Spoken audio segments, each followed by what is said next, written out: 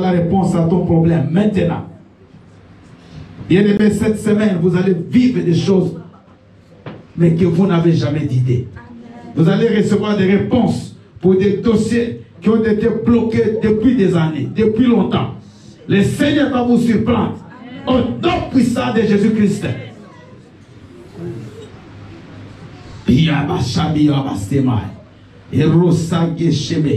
Éternel Dieu, ta gloire, qu'elle se manifeste dans la vie de tes filles et de tes fils, afin qu'ils viennent témoigner, qu'ils disent que réellement Dieu nous a visités.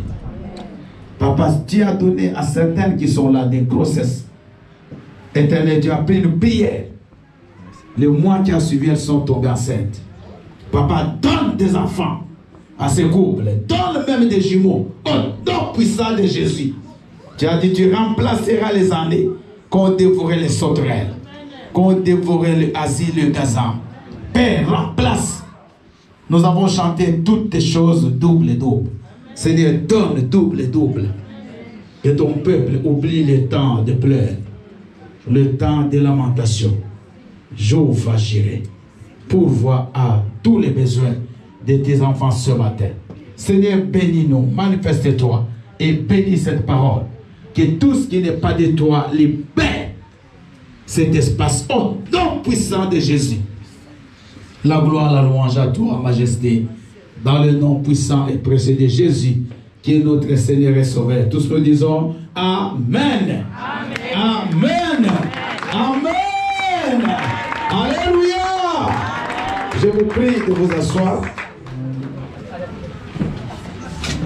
Bien-aimés, je ne serai pas très long ce matin. Je vais continuer ce thème, peut-être sur 2 dimanches. Alléluia. Donc c'est un thème, je ne vais vraiment pas courir. J'aimerais qu'on aille très très posé, mais que nous puissions comprendre. Ce matin, bien-aimés, nous sommes toujours dans l'esprit du dimanche passé. J'aimerais que nous puissions plus nous tourner vers le royaume des cieux. Alléluia. Alléluia. La Bible dit, cherchez premièrement le royaume et la justice de Dieu. Le reste, vous n'avez même pas demandé, vous le recevrez. Il y a Papa Richard dans la modération qui a dit ça. Souvent, nous demandons trop de choses, mais nous ne faisons pas ce que nous devons faire. Bien-aimés, nous sommes en train de vivre des temps difficiles. Nous sommes dans les temps derniers. Il ne faut pas vous leurrer. Il ne faut pas que vous puissiez tomber dans la distraction. Il ne faut pas que, bien-aimé, la maison que tu as achetée, il ne faut pas que la voiture que tu as achetée, il ne faut pas que la femme que tu viens d'épouser ou l'homme que tu viens d'épouser, il ne faut pas que l'enfant que tu viens d'avoir te fasse oublier le ciel. Dites Amen. Il ne faut pas. Il ne faut pas que, bien aimé, les nouvelles habits que tu as achetés là, que tu n'as pas encore mis, tu attends la fête d'un mariage, te fasse oublier le ciel. Le ciel existe. Et l'enfer aussi existe.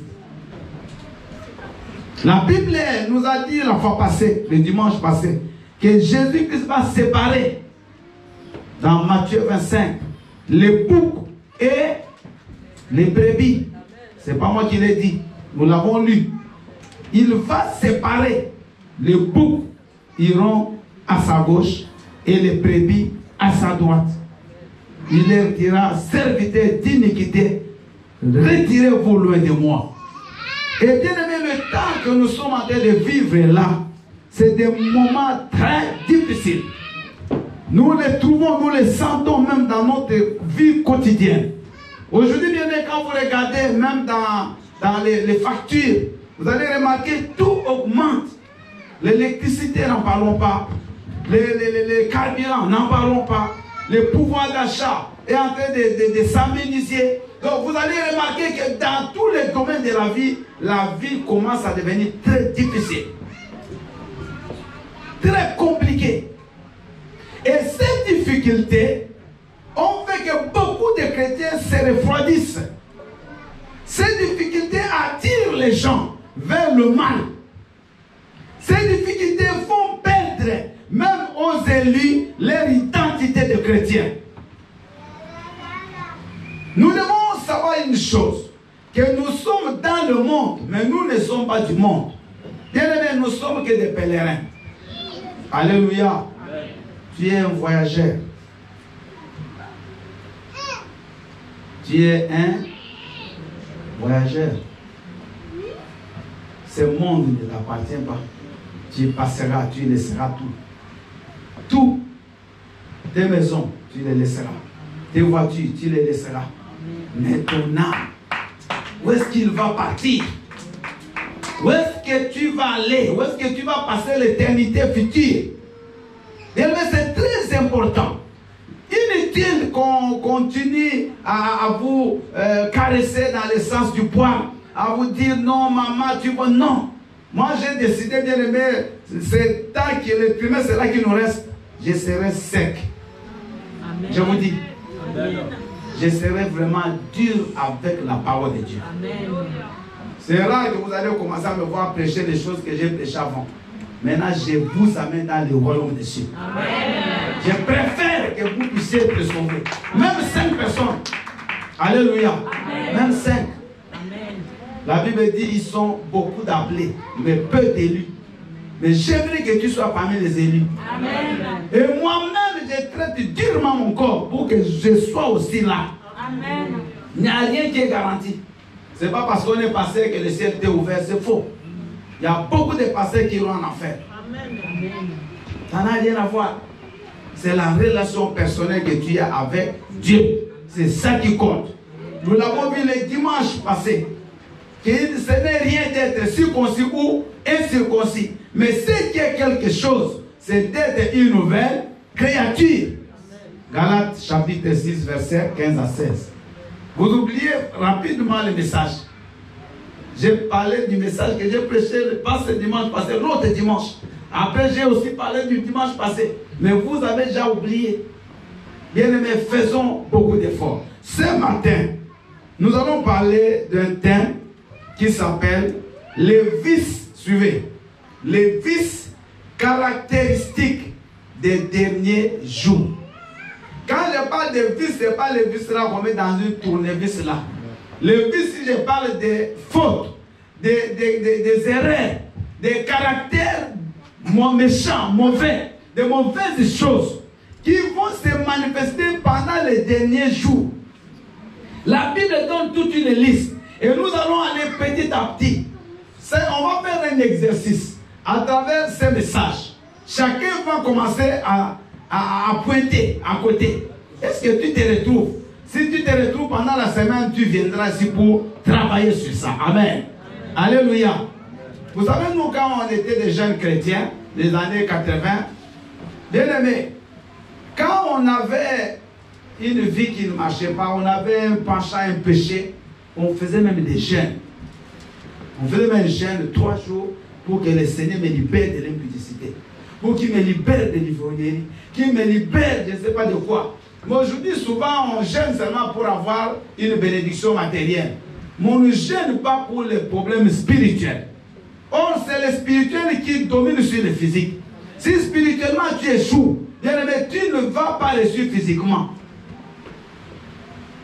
Et ces choses que nous allons énumérer ce matin, si tu commences à les trouver dans ta vie, commence à mettre ça comme sujet de prière. Alléluia. Amen. Pour que Dieu te libère, que Dieu te délivre. Nous sommes en train d'assister à une conversation de l'apôtre Paul avec son fils spirituel Timothée. L'apôtre Paul, qui est déjà pratiquement à la fin de sa vie, à la fin de son ministère, est en train de donner des conseils à Timothée qui était l'évêque d'Éphèse. Et il lui explique des choses tenant au royaume de Dieu, des choses importantes pour son salut. Et alléluia. Et c'est ça que nous allons essayer de voir ce matin.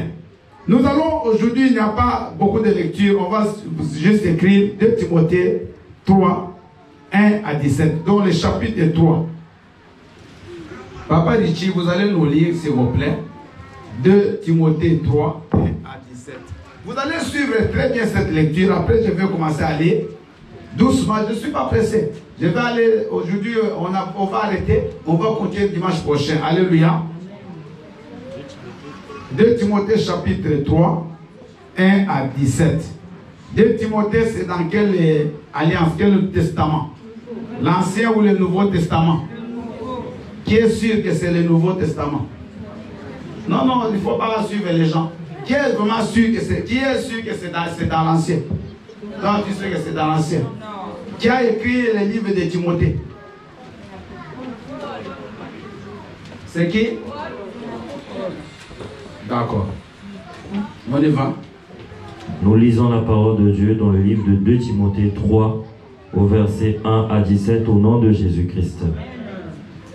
Sache que, dans les derniers jours, il y aura des temps difficiles, car les hommes seront égoïstes, amis de l'argent, fanfarons, hautains, blasphémateurs, rebelles à leurs parents, ingrats, irréligieux, insensibles, déloyaux, calomniateurs, intempérants, cruels, ennemis des gens de bien, traîtres, emportés, enflés d'orgueil, aimant le plaisir plus que Dieu, ayant l'apparence de la piété, mais reniant ce qui en fait la force. Éloigne-toi de ces hommes-là. Le verset 5 dit, éloigne-toi de ces hommes là. Continuez, papa. Ils ont parmi eux. Non, il en est. En effet. Il en est parmi eux qui s'introduisent dans les maisons et qui captivent des femmes d'un esprit faible et borné, chargés de péché, agités par des passions de toute espèce, apprenant toujours et ne pouvant jamais arriver à la connaissance de la vérité. De même que Janès et Jambres s'opposèrent à Moïse, de même ces hommes s'opposent à la vérité, étant corrompus d'entendement, reprouvés en ce qui concerne la foi. Mais ils ne feront pas de plus grand progrès, car leur folie sera manifeste pour tous, comme le fut celle de ces hommes, de ces deux hommes. Pour toi, tu as suivi de près mon enseignement, ma conduite, mes résolutions, ma foi, ma douceur, ma charité, ma constance, mes persécutions, mes souffrances. À quelle souffrance n'ai-je pas été exposé à Antioche, à Icône, à Lystre? Quelle persécution n'ai-je pas supportée? Et le Seigneur m'a délivré de toutes. Or, tous ceux qui veulent vivre pieusement en Jésus-Christ seront persécutés. Amen. Mais les hommes méchants et imposteurs avanceront toujours plus dans le mal, égarant les autres et égarer eux-mêmes. Toi, demeure dans les choses que tu as apprises et reconnues certaines, sachant de qui tu les as apprises. Dès ton enfance, tu connais les saintes lettres qui peuvent te rendre sage à salut par la foi en Jésus-Christ. Toute écriture est inspirée de Dieu et utile pour enseigner, pour convaincre, pour corriger, pour instruire dans la justice. Au verset 17, afin que l'homme de Dieu soit accompli et propre à toute bonne œuvre, parole du Seigneur. Amen. Alléluia. Est-ce qu'on peut acclamer la parole du Seigneur? Dans cette lettre de Paul, On peut la subdiviser en 3 parties. La première partie, c'est d'une façon générale que Paul s'adresse à l'église du Seigneur. Alléluia. La deuxième partie, il parle pour les faux serviteurs de Dieu. La dernière partie, il parle de l'humain. Amen.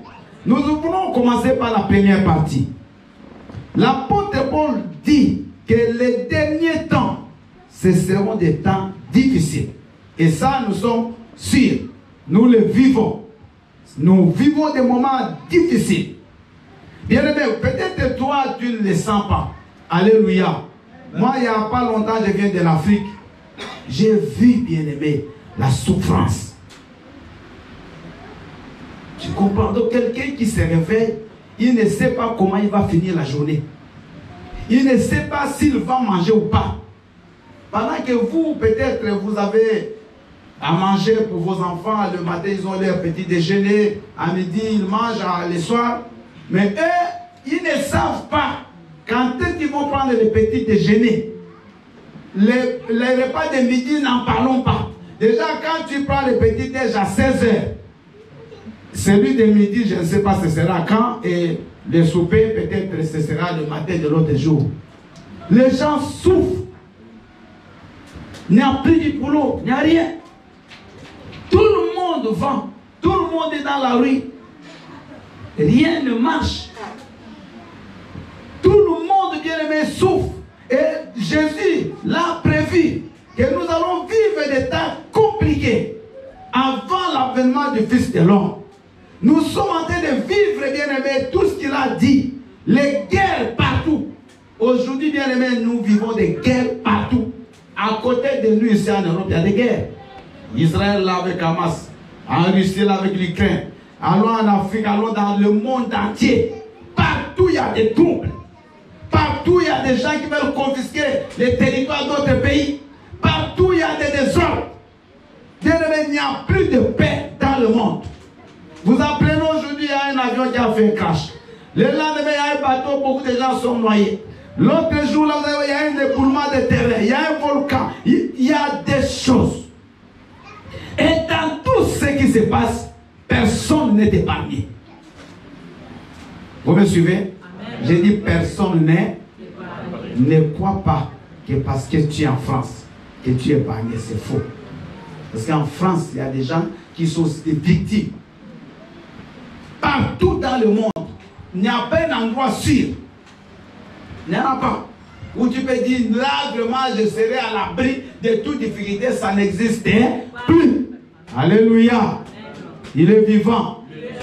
Et ces temps difficiles vont, bien aimé, amener également un lot de problèmes, un lot de péchés, beaucoup de difficultés, comme je vous l'ai dit à l'introduction. Beaucoup de gens vont abandonner la foi. Beaucoup de gens, pour vivre, il faut qu'ils pêchent. Des jeunes filles qui n'ont pas de mari, ils vont commencer à se prostituer pour avoir à manger, pour louer une maison. Des jeunes gens qui n'ont pas de papiers, ils vont chercher à aller tromper les filles pour avoir des papiers derrière. Il y aura des péchés qui vont être habillés, changés en nom pour essayer de survivre. Mais bien aimé, Dieu, il est toujours saint. Il restera toujours. Alléluia. Tout le monde va se mettre debout. Vous allez suivre le message debout. Alléluia. Amen. Vous savez, un message, quand il est bon, le diable t'amène le sommeil. Tu ne vas pas dormir. Je vous ai déjà vu deux là. Et vous êtes, tout le monde est victime à cause de vous. Alléluia. Amen. Vous restez là, c'est bon. Alléluia. Amen. Donc je disais ceci. La parole de Dieu, elle est venue pour que tu puisses voir dans ta vie les choses qui sont en train de se passer et qui se passent aussi dans ta vie à toi, que tu les corriges. Bien aimé, sinon, ce qui nous attend, ce sera pire. La souffrance éternelle. L'apôtre Paul à la fin dit de lui que tu as vu, il dit à Timothée, les souffrances que moi-même j'ai endurées. Tu as vu les persécutions par-dessus, par ça, Icône, à Lystre, dans toutes ces villes de la cité. Mais je n'ai jamais abandonné le Seigneur. Alléluia. Amen. Parce que les souffrances que tu vois là, tu n'es pas le seul à les vivre. Aujourd'hui, quelqu'un, il va aller faire la prostitution pour avoir un habit. Mais il y a des gens qui marchent même sans habit. Un habit trouvé, mais il ne fait jamais la prostitution. Donc personne ne peut expliquer son péché. Tu ne peux pas dire non, j'ai volé parce que j'ai faim. Parce qu'il y a des gens qui ont fait 2 jours, qui n'ont même pas mangé, qui n'ont jamais volé. Est-ce que vous me comprenez? Amen. Tu ne peux pas expliquer ton péché. Non, papa, je n'avais plus de choix. C'est l'unique solution. C'est comme ça que j'ai fait le péché. Non.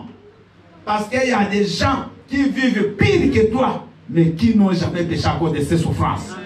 L'apôtre Paul le dit, que moi j'ai connu des persécutions, mais j'ai gardé la foi. Nous devons garder notre foi, mes sœurs. Nous devons garder notre identité chrétienne, mes frères. C'est inutile qu'on continue à parler aux gens, nous sommes des chrétiens, du sang évangélique, ça c'est inutile. Que Dieu voit que tu es chrétien. Amen. Que ton comportement à la maison, partout où tu travailles, que les gens disent de toi que tu es chrétien. Toi-même ne dis rien. Amen. Alléluia. Amen. Quand tu viens dormir à l'église, tu crois que tu es chrétien? Un chrétien peut dormir dans la maison de Dieu? Vous croyez qu'un chrétien peut vraiment venir pendant que Dieu lui parle, lui dort? Même si tu vas dans un bureau d'un chef, et le chef te parle, tu dors. C'est quelle marque ça? Dites-moi. Il va te prendre pour qui? Tu le sabotes. Vous sabotez Dieu. Alléluia. Amen. On va aller jusqu'à la fin debout. Donc, non, asseyez-vous. Asseyez-vous. Mais ceux qui dorment, je veux moi-même vous mettre debout. Moi-même. Parce que je vous surveille, je vous regarde. Alléluia. Sinon, papa Dieu devait lui dire d'arrêter la clim. On arrête tout, que la chaleur là peut-être fasse qu'on ne puisse pas dormir. C'est quand il fait très beau, on a tendance. Non. Moi aussi, je chauffe là. Alléluia. Alors, première chose, la Bible dit, sache que dans les derniers temps, les derniers jours, il y aura des temps difficiles. Car les hommes seront égoïstes. Dis pitié. Égoïste. Vous savez, un égoïste, c'est qui? C'est quelqu'un qui ne partage pas tout pour lui. Amen. Vous êtes dans un couple. C'est toujours toi qui dois mériter tout. Donc même si on doit acheter des habits, c'est pour toi. S'il y a un cadeau, c'est toujours toi. La grande part de la nourriture, c'est toujours toi. Donc, dans la maison, même les chaises, tout le monde est là. Toi, tu prends la grande chaise. Égoïste. Un égoïste ne partage pas avec les autres. Ici, on ne dit pas les païens, on parle de vous. Alléluia. Amen. Tu pries, mais tu es égoïste. Tu es tout, même les enfants. Ils ne veulent pas que les parents donnent aux autres. Toujours, tout, on doit te donner. Les enfants, même vous aussi. Il ne faut pas être égoïste. Bien aimé, Dieu nous a créés en couple pour qu'on puisse se compléter. Moi, j'ai 2. Il y a un qui n'a rien. Je dois prendre un et je fais quoi? Je donne à celui qui n'a rien. Mais tu ne peux pas avoir 2. Tu ajoutes 3 pendant que l'autre a toujours 0. Dieu bien-aimé veut que nous puissions partager aux autres. Et ça, c'est le message du dimanche passé. Il dira, j'étais nu, j'avais faim et vous ne m'avez pas visité. Alléluia. J'avais pas d'habits, vous ne m'avez pas habillé. Pourtant, vous avez beaucoup d'habits, mais vous ne voulez pas donner même un habit. Pour sortir bien aimé, même un habit, ça te fait mal. Vous savez, un égoïste, même quelque chose qu'il n'utilise pas, il ne peut pas donner. Il préfère emmagasiner. La maison devient comme un dépôt que de donner aux autres. L'égoïsme, c'est un péché. C'est ça qui a fait que même le diable, parce qu'il voulait tout récupérer. La gloire de Dieu, lui, il ne voulait pas. Il voulait prendre la gloire de Dieu. Égoïste. vie tourne autour de toi-même. L'égoïste ne regarde pas les autres. L'égoïste vit pour lui. L'égoïste, quand il sort, il cherche à manger pour lui, pas pour les autres. Quand il achète, il va acheter un jus, une canette de jus, un pain. Donc il calcule. Un jour, je suis parti avec mon épouse, quand on habitait en ville à Hugo, Victor Hugo. Il y a une boucherie là-bas. J'ai vu un couple qui est venu. Pour la première fois, bon, peut-être c'est dans leur culture. La dame dit, tu peux nous couper 3 morceaux, et ils étaient 3. Donc 3 parts, elle, son mari et l'enfant. Je dis, comment? Nous, on achète des kilos. Elle achète 3 parts. Donc quand tu arrives chez elle, comme tu n'as pas de part, tu ne manges pas. Alléluia. Mais nous, dans notre culture, ça n'existe pas. Mais il y a des gens qui ça n'existe pas. Mais ici, ils ont eu cette culture. Il ne faut pas tout copier. Alléluia. Toi, quand quelqu'un vient te voir, tu ne lui donnes jamais à manger. Même si tu mangeais. Ah frère, que le Seigneur te bénisse. Tu t'attends de là-bas. Que le Seigneur va bénir quelqu'un qui a faim. C'est toi la solution, non? Alléluia. Alléluia. Il y avait un pasteur qui est décédé. C'était un pasteur nigérien. Il était très connu, Tibi Jos. J'ai regardé de ses vidéos. Et il partait, après il prêchait avec une foule. Il est arrivé devant une femme. Et la femme lui parle. Il dit non, je prie maman que le Seigneur me donne de l'argent. Il dit tu as besoin de combien? $2 000. Il dit je te donne. Inutile de prier. Comme il avait la solution, pourquoi encore te déranger Dieu? Je te donne. Alléluia. Mais tu peux être la solution pour l'autre. Tu peux être la solution. Toi, tu connais un bon médecin qui t'a suivi quand tu avais un problème. Et tu le gardes pour toi seul. Tu ne veux même pas que les autres connaissent ces médecins-là égoïstes. L'égoïsme, ce n'est pas seulement dans les partages, même dans les relations. Tu sais que cet homme peut être aussi les frères, mais tu les caches. Vous comprenez, non? Amen. Mais vous les faites souvent. Alléluia. Amen. Non, on les accorde. Donc, tu cartes pour toi. L'égoïsme se manifeste dans beaucoup de domaines. Et la Bible dit que dans les derniers temps, les hommes deviendront égoïstes. Il y a un adage qui dit chacun pour soi. Dans la Bible, ça n'existe pas. Et il y a même des gens qui disent la Bible dit. Vous savez, il y a des gens qui disent des choses de la Bible qui ne sont même pas de la Bible. La Bible dit aide-toi, le ciel t'aidera. C'est où? Ça n'existe pas.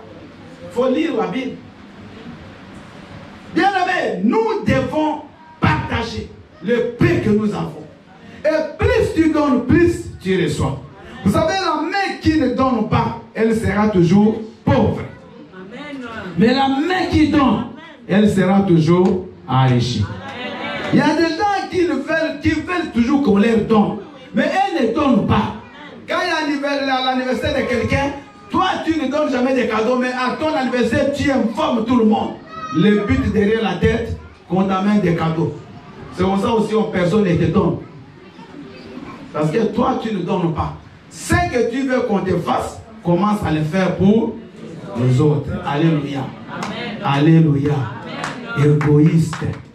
Ma soeur, mon frère, dans le mariage, ne soyez pas égoïste. Amen, papa. Tout c'est pour toi. Alléluia. Amen. Donc même l'autre n'a même pas un endroit. Dans la maison, ton mari n'a même pas de place. Alléluia. Tout, tu as tout pris, maman. Tout. Surtout les mamans. Elles prennent presque tout. Alléluia. Même les pères de l'homme, tu peux encore là-bas. Alléluia. Donc le père d'espace de ton mari, tu as encore les habits. Oh maman.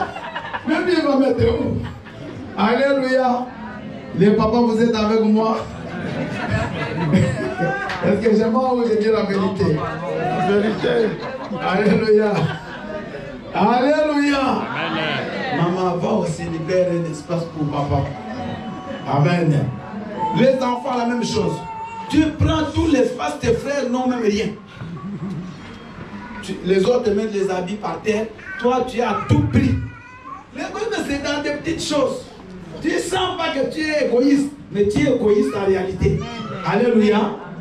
Il est vivant. Amen. Donc j'ai dit tout ce que si tu te retrouves, tu notes. Et tu vas mettre ça comme sujet de prière. Que Dieu me libère de l'égoïsme. Amen. Deuxième chose, amis de l'argent.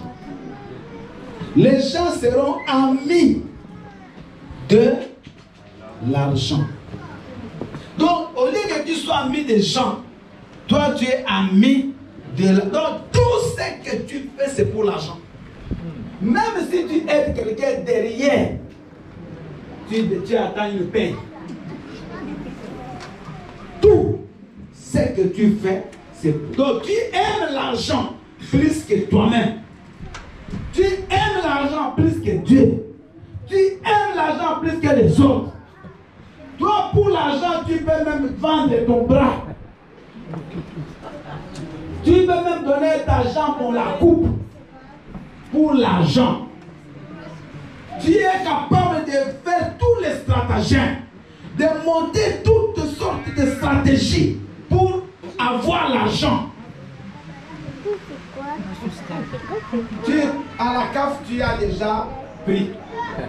Sécurité sociale, tu as déjà pris. Même toutes les maisons citoyennes, tu as déjà récupéré. Maintenant, tu cherches où tu n'as pas encore pris. Donc, toi, c'est l'argent. Tu ne dors qu'avec l'argent, tu te réveilles avec l'argent. Tu dors avec les chiffres, tu te réveilles avec les chiffres. Donc, tu ne vois rien d'autre. Dans ta tête, tu ne vis que l'argent. Donc, si tu n'as pas l'argent, pour toi, tu n'as pas de vie. L'argent devient ton Dieu. L'argent. La Bible dit, c'est toujours dans Timothée, que l'amour de l'argent est la racine. La racine. Aujourd'hui, beaucoup de couples connaissent des difficultés à cause de l'argent. Bien aimé, je vous dis une vérité. Vous savez, il y a des couples qui étaient bien quand ils vivaient normalement. Quand ils n'avaient pas beaucoup d'argent. Mais dès que l'argent commence à entrer dans la maison, des conflits commencent. Alléluia. Tous les démons qui dormaient commencent à se réveiller. L'argent, bien aimé, ne peut pas te conduire. C'est toi qui dois diriger ton argent. Moi, j'ai vu des gens qui sont des millionnaires, bien aimé, mais tu n'as aucune idée. Ils vivent normalement. Aujourd'hui, il y a des gens, dès qu'il a l'argent, il devient presque un fou. Je vous ai parlé de quelqu'un que je connais, avec qui on a vécu. Bien aimé, lui, j'ai même prié un moment que Dieu ne lui donne même plus d'argent. Parce que dès qu'il a l'argent, vous ne le reconnaissez plus. Il quitte même sa propre maison, sa femme, son enfant.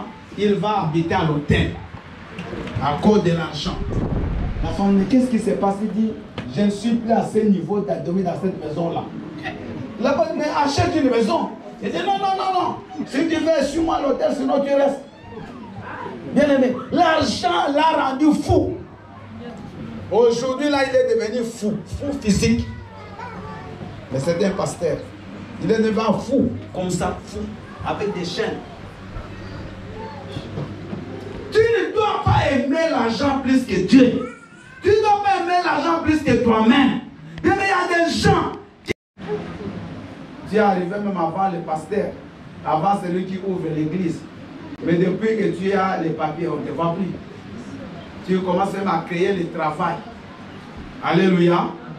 Tu vas toi-même chercher du travail, tu ajoutes au-delà. Non, papa, tu vois l'argent. Moi, j'ai des problèmes.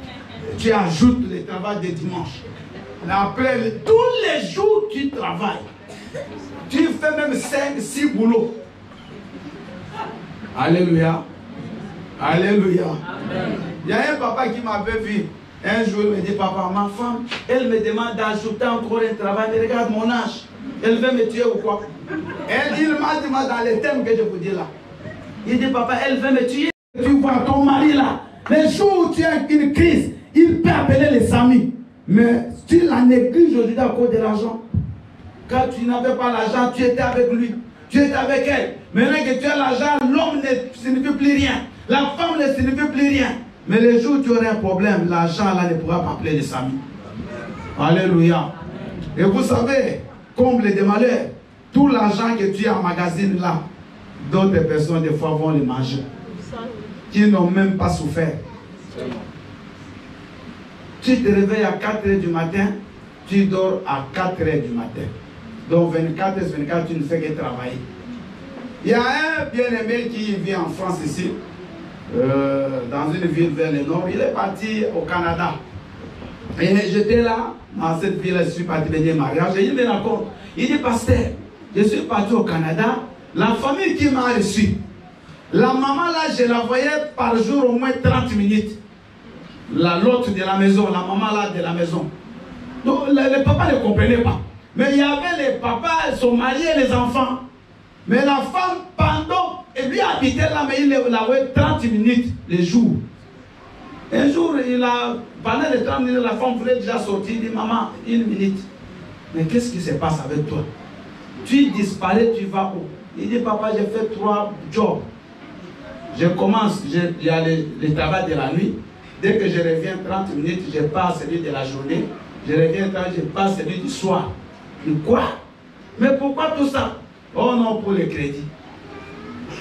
Alléluia. Et cela fait au moins 10 ans cette vie-là. Donc il n'y a même plus de mariage. Et après, l'homme devient fidèle. La femme va dire, regarde ces démons-là. Maintenant, c'est l'homme qui devient démon, non? Mais à cause des crédits, tu n'as plus de vie. Bien-aimé, l'argent, tu l'as trouvé, tu le laisseras. Écoutez-moi bien. Il ne faut jamais devenir ami de l'argent. Il faut que l'argent devienne ton serviteur. Et non, toi deviens serviteur de l'argent. Combien de couples sont cassés à cause de l'argent, bien-aimé? Tu ne m'amènes plus l'argent. Toujours, toi, c'est l'argent dont tu as aimé cet homme à cause de l'argent. Les jours, il n'a plus rien. Dehors. Je n'ai pas besoin d'un fainéant comme toi. Il devient fainéant. Parce qu'il ne t'a rien amené. Mais quand il venait avec des briques, tu étais toujours derrière. Les jeunes filles là, qui sont dans l'impudicité là, même un vieux papa, mais comme il a l'argent derrière. Mais elle sait que, mais où est-ce que je l'amène? C'est ça qu'elle dit. Mais où est-ce que je vais l'amener ces vieux là? Mais pour son argent, elle est derrière. Sirène des eaux. Amen. Amen. Tu sais que ces vieux-là, tu ne l'amèneras nulle part. Pourquoi tu les suis? Si tu le fais, tu es ici, convertis-toi au nom de Jésus. Bien-aimé, l'argent a détruit les foyers, a détruit les familles, a détruit les frères. Regardez combien de gens ne se parlent plus à cause de l'héritage de la famille. Parce que les parents laissaient une maison. Il y a un qui veut vendre, l'autre ne veut pas. Ou ils ont vendu, l'autre a bouffé tout l'argent. Maintenant, les frères propres ne se parlent même plus. Mais quand ils n'avaient pas l'argent, ils se parlaient. Quand vous étiez des pauvres, vous vous parliez. Maintenant que vous avez l'argent, les autres sont devenus votre marche-pied. Vous commencez à dominer tout le monde. L'argent vient amener beaucoup de problèmes. L'argent va te donner un semblant de pouvoir, va te donner un semblant de domination. Tu vas chercher à dominer tout le monde. Tu vas commencer à imposer sur les autres. Parce qu'ils n'ont rien, ils sont rien. Ils sont nuls.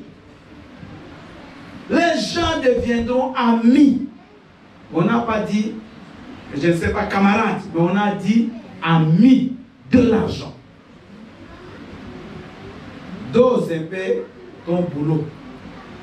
C'est comme ça, maman, les enfants aujourd'hui, tu ne sais pas qu'est-ce qu'ils sont devenus. Tu laisses tes enfants, tu les négliges. Les enfants grandissent seuls. Parce que toi, tu travailles 3 fois, 4 fois. Alléluia. Je ne dis pas que travailler c'est mauvais, mais travaille avec équilibre. Sois équilibré. Il y a le temps de travailler, il y a le temps aussi de reposer le corps. Alléluia. Vous savez bien aimé, on n'a pas 2 corps. On a le seul corps là. Et ce corps-là, si tu l'uses aussi trop, il peut te lâcher aussi avant. Le jour où tu as besoin, bien aimé, de faire ou de bénéficier de cet argent-là, le corps te lâche. Parce que tu as tellement donné. À la fin, le corps commence à devenir toujours ami de l'hôpital. L'argent que tu ne peux même pas le manger. Ne soyons pas amis de l'argent. Si bien aimé ce crédit, si ce que tu fais là pour l'argent, ça te détruit, autant ne pas le faire. Qu'est-ce que c'est d'avoir laissé 1000 maisons et bien aimé d'avoir détruit toute la famille? Ou d'aller en enfer un jour. Même la maison de Dieu, tu ne viens plus. À cause de l'argent. Tu es toujours dans les rendez-vous d'argent. Non, papa, j'ai les rendez-vous. Toi, tes rendez-vous, c'est à l'aide de prière. Donc avant, non. Toi, c'est toujours 18h, entre 18h et 20h. C'est là où tu as tes rendez-vous d'argent. Alléluia. Bien-aimés, est-ce que vous avez compris? Amen. Que le Seigneur n'a pas besoin de ça. Alléluia. L'argent, c'est très important, mais l'argent ne peut pas devenir un Dieu pour toi. Dieu est jaloux. Jaloux de son nom. Il ne partage pas sa gloire avec une autre chose. Amen. Tu n'as pas commencé l'argent, tu ne finiras pas. C'est moi qui te dis. Amen. Un jour, nous allons les voir, nous allons les remarquer, nous serons déjà âgés. C'est ces enfants-là qui vont commencer à faire l'argent. Alléluia. Amen. Mais cherche Dieu et travaille. Fais l'équilibre entre les deux. Ne néglige rien. Parce qu'il y a des choses que tu ne sauras plus récupérer. Il y a des retards dans la gestion des enfants que tu ne récupères plus jamais. Si vous croyez que je vous mens, un jour vous venez me le dire. Je sais que je vivrai plus longtemps pour que tu viennes me dire ça. Amen. Il y a le temps, quand ça passe. On ne les récupère plus. Amen. Amen. Amen. Amen. Amen. Bien aimé, demandez-nous, on a des enfants en Afrique. 8 ans, on ne les voit pas. Même si tu les vois, vous ne pouvez pas récupérer. Les 8 ans passés, c'est impossible.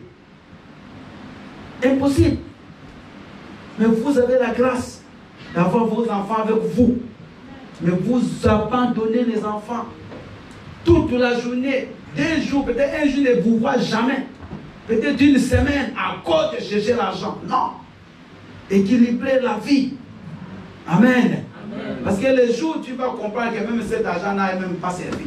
Toi, tu crois que tu travailles pour eux, mais ça les a au compté détruits.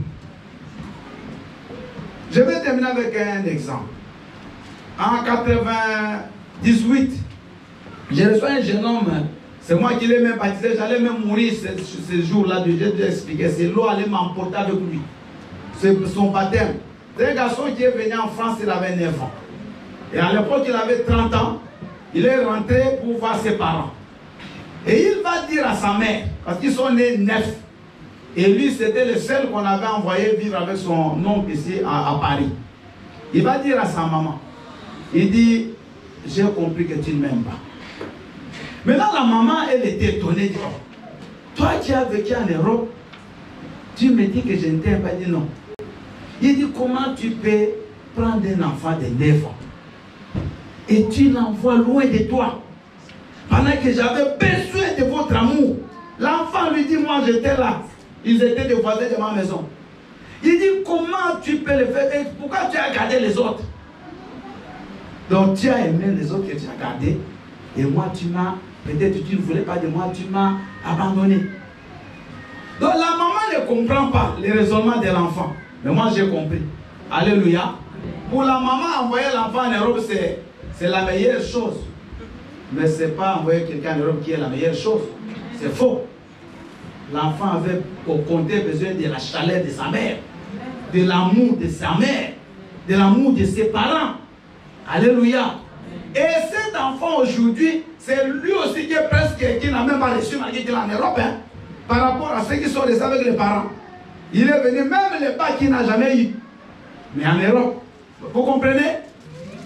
Il est presque devenu voyou. Donc, ce n'est pas parce que tu cherches l'argent pour les enfants que les enfants vont recevoir avec cet argent-là. Mais il y a plus que l'argent, c'est l'amour. Dis Amen. Dis Amen. Les gens, dans les derniers temps, deviendront amis de l'argent. Donc, il y aura toi, argent, et les autres après. Toi, argent et Dieu après. Et toi, argent, ta femme, même ta femme après. Toi, argent, ton mari après. Donc, toi, c'est l'argent. Tu ne dors, tu ne te réveilles, tu ne manges. Tout ce que tu respires, tout ce que tu résors, c'est l'argent. Que le Seigneur vous aide à vous libérer de ces choses-là. Que le Seigneur vous bénisse. Acclamons la parole du Seigneur. J'aimerais, avant que Papa Richie monte ici, compris, chacun, tu vas prier pour ces deux choses. L'égoïsme et l'amour de l'argent. Tu vas dire Seigneur, vous allez dire après moi, Seigneur Jésus-Christ. On se met debout s'il vous plaît. Seigneur Jésus-Christ, par ma propre volonté et par la puissance du Saint-Esprit, j'ordonne à toute puissance d'égoïsme dans ma vie de libérer maintenant toi égoïsme, quel que soit le domaine de ma vie dans lequel tu agis, libère au nom de Jésus. Commence à taper tes mains, commence à chasser toute force, toute forme d'égoïsme qui agit dans ta vie. Bien que peut-être tu n'as jamais su, aujourd'hui par le message, tu as compris que tu es égoïste. Commence à ordonner à tout égoïsme de te libérer. Au nom de Jésus, ça c'est la prière que vous faites. Au nom de Jésus, tout égoïsme, quelle que soit la forme, que cela peut agir, quelle que soit la manière, tu agis dans ma vie, je te donne de libérer au nom de Jésus. Nous avons pris au nom de Seigneur Jésus-Christ, quelle que soit la forme, que la